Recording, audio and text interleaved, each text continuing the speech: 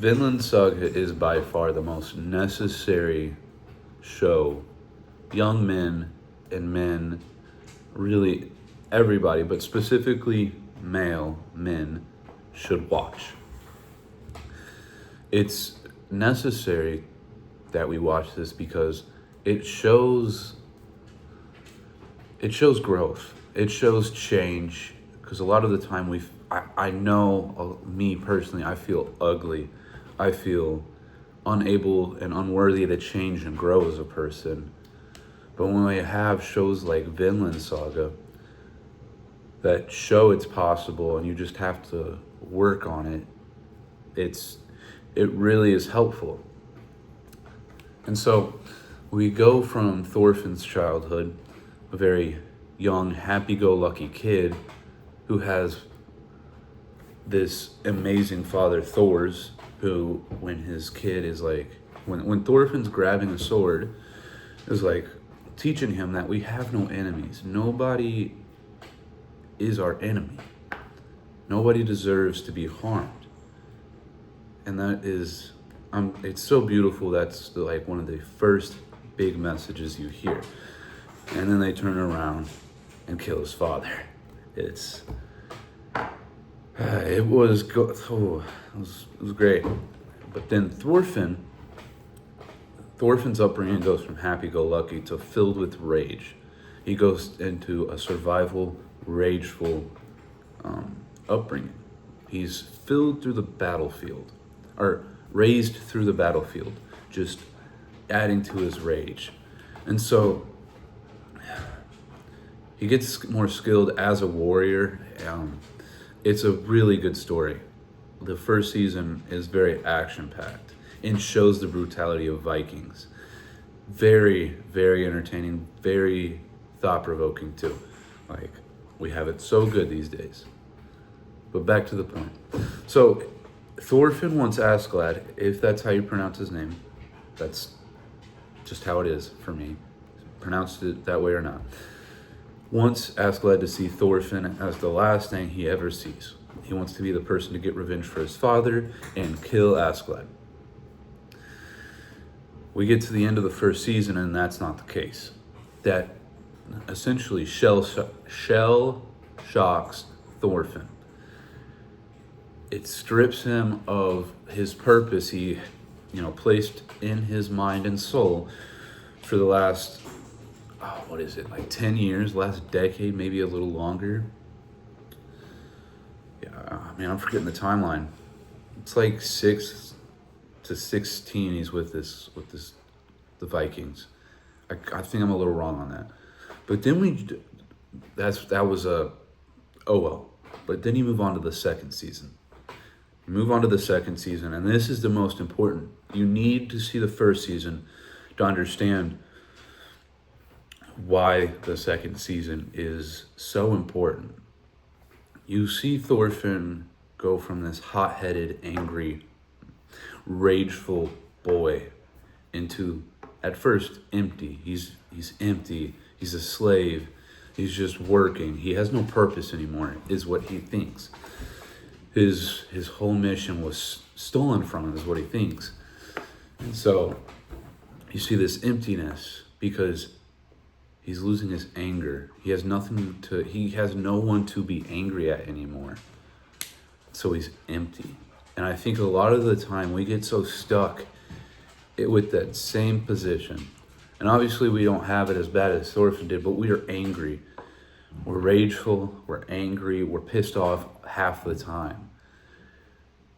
And when that no longer works and you can no longer hold on to that anger sustainably, and it's, kind of clawing at you from the inside out and like turning you into things you don't want to be, and you have to let it go. We feel the same way as Thorfinn. I did for a while. I felt empty. I felt just lost. And with that, he goes back home. He goes back home to not Vinland. He goes home to his family. And what's so important about that is he's starting to fully embrace the whole no enemies. He's embracing his father's mindset.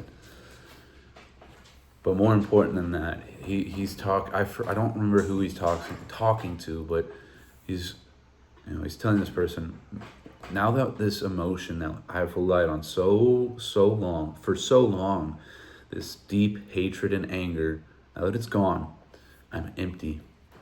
I'm empty and lost. And he gets told, being empty means anything can fit inside you. There's no better spot to start than being empty. And we need that message as men a lot of the time. It really is. If we're empty, you can start filling yourself up with whatever you want. You can, fill it back up with rage. You get mad again. You can fill it up with anything. You can try to fill it up with liquor, drugs. It's completely your choice. Or you can choose to grow a garden. And this analogy doesn't make sense until it got explained to me. A garden is a very unnatural thing. It really is.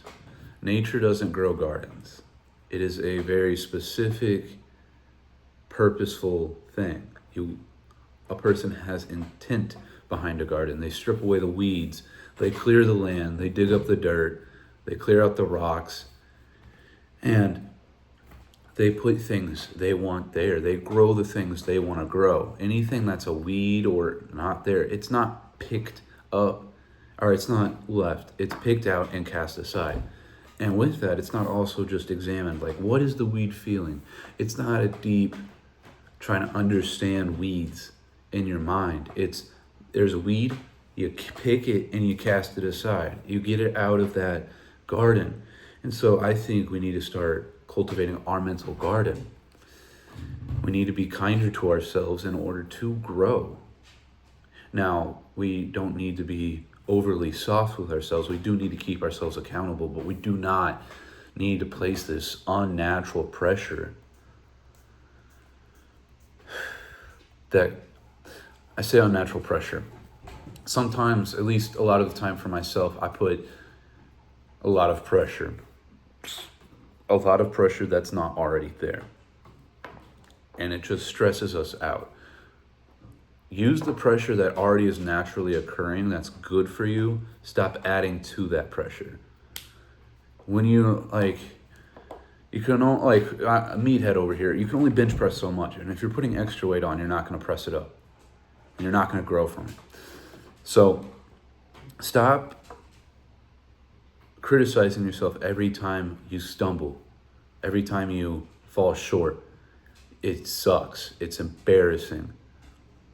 But it's not helpful to be your own enemy in that situation. Grow, improve, allow yourself to change and get better. Accept that we are going to stumble. Accept your stumbles. Learn from them rather than criticize them. I bet we talk to strangers better than we talk to ourselves half the time. And that is an issue. Yes, we understand our own histories and our own shortcomings and our own bad habits, but that's the first step, is understanding that. You know what to start changing. So watch Vinland Saga. It's going to change your life. I love you, and Jesus loves you.